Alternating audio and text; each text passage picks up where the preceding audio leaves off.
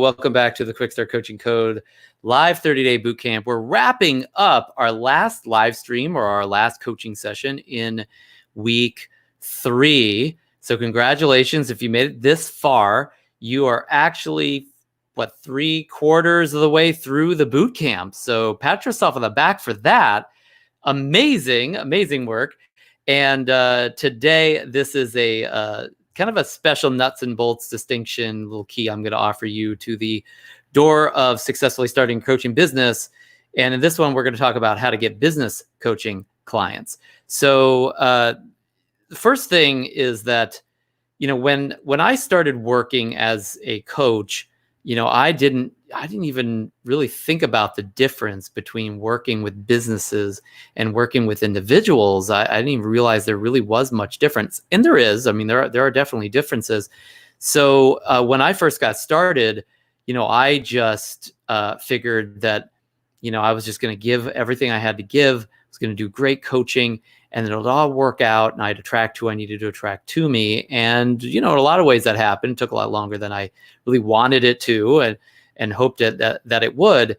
But at the end of the day, that actually did play out pretty well.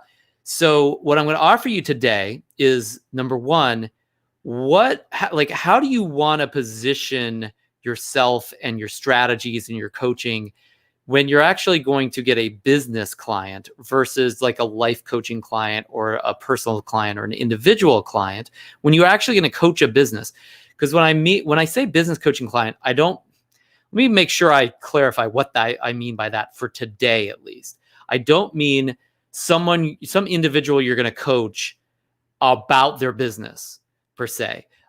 Somebody that it's more like professional grade coaching versus like personal or life coaching.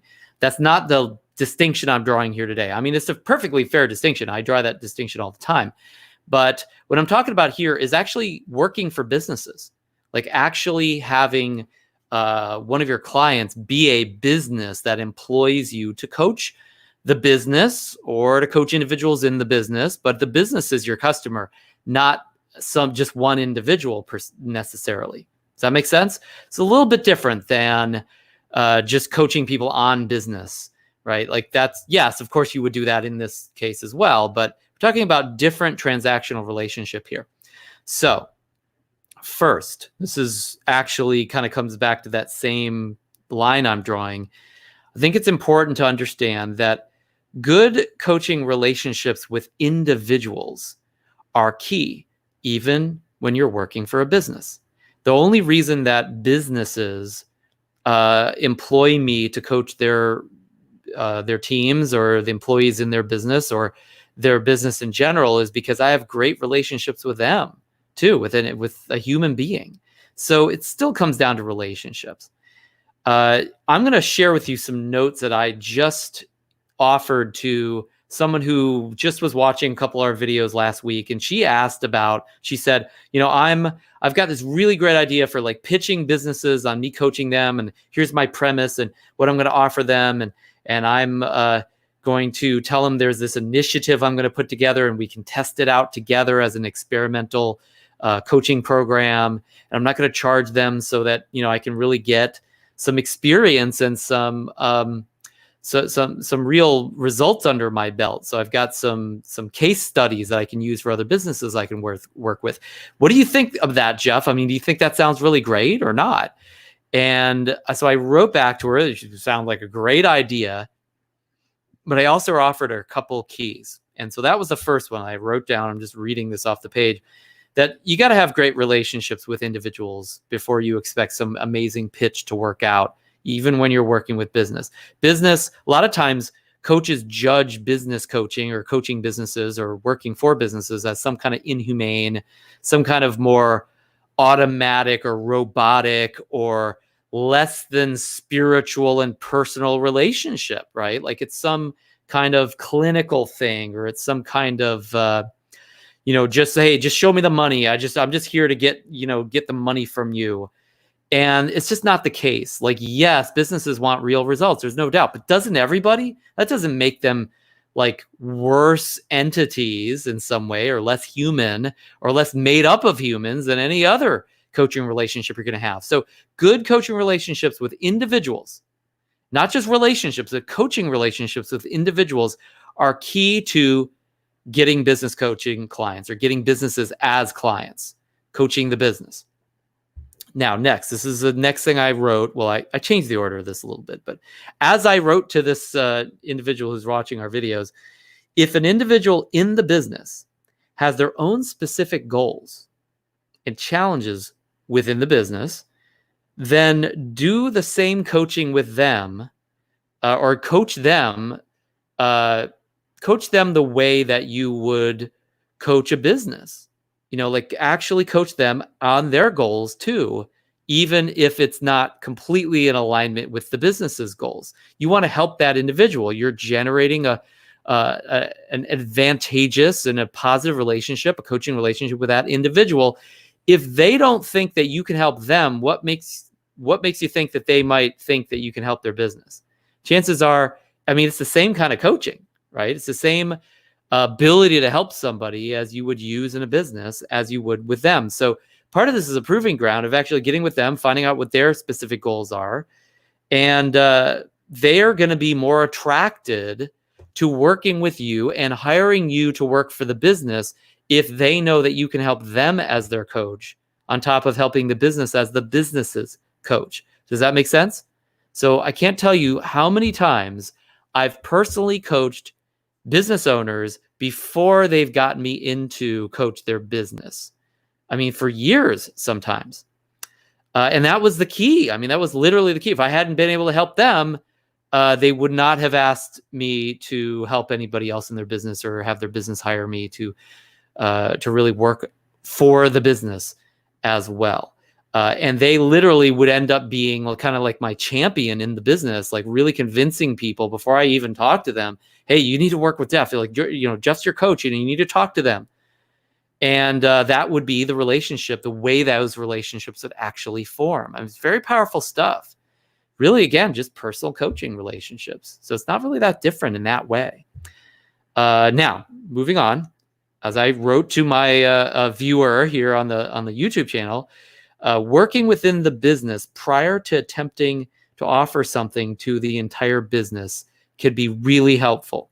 So, even if the business doesn't hire you directly, working with people that work for a business on the business is fine, but if it's not, that's okay too.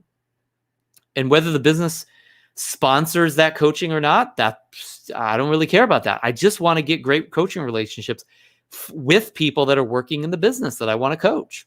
That makes sense? You got great coaching relationships with people that can run the business, have decision-making power. They're going to write checks for the business on behalf of the business to you eventually, if they really believe in what you do. You want to gain champions. I find, as I said here to my viewer, I find that once I'm coaching a decision maker in the business, I'll eventually get access to the rest of the business because I've earned their trust and their confidence. I need to, so think of it this way. The process of marketing, as one of my mentors has told me lately, is showing people that you have the ability to help them. That's all marketing is. It's just like, I'm giving you value through marketing, so now you know I can help, right? If you don't know how I can help, then you're probably not going to want to buy anything from me. Marketing is it's kind of generating that desire, that belief, that sense that, hey, we might be able to do something together. Maybe I want to buy this thing. It's called coaching with this particular coach. That's all you're doing, right? So think of it this way. When I'm coaching or you're coaching that one of these people that work for a business that could be a decision maker for you and really get you inside that business or get you coaching that business, you helping them, however they pay you or don't, is not just coaching. You're also simultaneously marketing to them or marketing to the business. You are showing that decision maker that you have the ability to help their business, not just them, or at least you have the ability to help them. So maybe you could help other people that work for their business as well. Make sense? So I'm coaching and marketing simultaneously. That makes a huge difference. And a lot of coaches will say, no, I don't want to do that. I'm not going to coach for free somebody who works for a business just to try to get in the business. I'm not going to try to get into a personal coaching relationship with those individuals. Why? Because why would I waste my time? I want to coach businesses. This is a waste of time. I'm not going to bother doing that. That's not very strategic. That's not smart. That's giving away too much. And so they just end up failing in their marketing to that business, right? So they're not thinking about how much. They're not just coaching. They're also marketing simultaneously. All right. So moving on. I wrote this to one of my viewers here. The free session offer, which is, if you're in the boot camp, you know what the free session offer is when you're offering a free session to an individual, should be a short consultation or fact-finding assessment period. So when you're working with businesses, the free session offer is still a free session. I mean, you're still offering something for free. It's either still a free coaching session that you might offer to a business owner or to somebody in the business on their business issues, or it could just be an assessment period where you're running psychographic profiles, you're running some other assessments on the business, you're doing interviews and fact-finding. Now, look, you can charge for this as well if you get to the point where you've got plenty of businesses that are breathing down your neck to try to get you to do this work. But either way, there should be an initial session or an initial assessment period where you're working with someone in the business or with the business in general before you expect them to hire you full on, to work with them inevitably, or to work with them indefinitely or perpetually, or to work with them for a sizable period of time. It should be something where it's really easy to do and it doesn't take a lot from them or you to figure out what to do with that business and how you might coach them and what kind of value you can add, etc. Get that? So it's got to be valuable what you offer that business, and it should be short, either cheap or free, and it shouldn't take much for that business to be able to have you do that, and it shouldn't take much from you either. It should take less than a week or two, hopefully, and it should be something that they don't have to hesitate on hiring you for, and that you don't hesitate. There's nothing stopping you from saying, yeah, I'm going to try this. I'm going to go ahead and help you out. Does that make sense? That's the initial consultation. That's the initial assessment period. That's the initial session. That's the session that leads to all the other business eventually. Now, once you do that, you're going to offer more coaching. You're going to make some kind of additional pitch to that business once you really get inside and know what's going on with that business. That's a whole nother conversation. I don't want to get into that level of this today, as that's pretty advanced. But at least I want you to be able to get into a business and start working with a business so you can start figuring out, what am I going to do with them, and what should I pitch to them, and how should I get them to hire me to coach this business? All right. So just because you offer a business something for free, if you're doing this for free or for very cheap, doesn't mean that there is an expense on their part. You really got to be sensitive to this. The business they have to expend time and team time to take part in your offer. You're going to interview people, you're going to run assessments on people, you're going to coach people, etc. That takes time. That takes resources. Their human resources are way more valuable than just throwing dollars at you. I mean, they probably have a budget for that.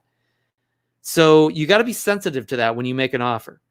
So make sure the initial expectation for that is low. You don't expect a lot of time or energy from them, or they'll likely be just as hesitant or resistant to that offer as a fee-based offer, as something we're going to charge them a lot of money, right? And if you are charging them money, then remember, the bigger expense usually for them is their time and their team and all that stuff. So you've got to really take that into consideration and make this sure that your free session offer or your free assessment offer or your free initial consultation offer for that business, that initial fact finding, that initial audit, so to speak, that's going to be, it's going to be really valuable in the mind of the people that are going to make the decision to bring you in for their business to do this. And it doesn't take a lot from them. High value for them, low expense of time, energy, money, etc. And finally, this should go without saying, but I got to say it because a lot of coaches don't know this and they're green. You got to match other professional service firm best practices. If you want to be a coach for a business, make sure you understand what it's like to run a professional service firm, to work with big customers and to act professionally with them, to have a great image, to make sure the optics are great, to make sure you deliver on what you promise, to make sure that the way that you speak to them and that you work with them is highly professional, and that you make sure that you're supporting, maintaining, and accommodating for all the professional expectations that are around you, including politics and optics and how the reputations of the people that are working with you in their business. I mean, these things are important. It's really critical. Now, I'm not going to get into details on that right now because there's tons of books you can read. Read Selling the Invisible. Read any other books on consulting and professional services to get a sense of what some of the rules are of that if you don't know what they are. And if you do and you've already been through that lawnmower, that wood chipper, then just be ready for more, because I mean, as a coach, you're still a consultant as well. If you look at the big coaching firms that are out there working with huge executive groups and big companies, big Fortune 10 companies, and they're providing coaching at some level in any way, shape, or form, they just look like big consulting firms. Like, they don't look any different in any way. So coaching and consulting it's got overlap, but even if you don't look at it that way, realize that the professional world looks at it that way. They just look at you as a consultant, and you got to be able to compete with consultants just as well as you can compete on the coaching world from a professional perspective as well. Hope that makes sense, and I hope this answered some of your questions about how to do this, maybe differently than when you're just approaching an individual. But again, remember, it's not that much different. Start with the individuals and then think about the business aspects that you're going to have to deal with as you approach these organizations. And then talk to me about what tools and approaches you might take besides just the basic generics that we covered here. And we'll work with you on those tool sets, because I've done this a million times and very successfully. It's the most money you'll ever make is doing executive coaching or some type of assessment consulting or HR consulting, using coaching or leveraging your coaching skills as well. So go for it with that. Businesses are no different than individuals except for the areas that we talked about today.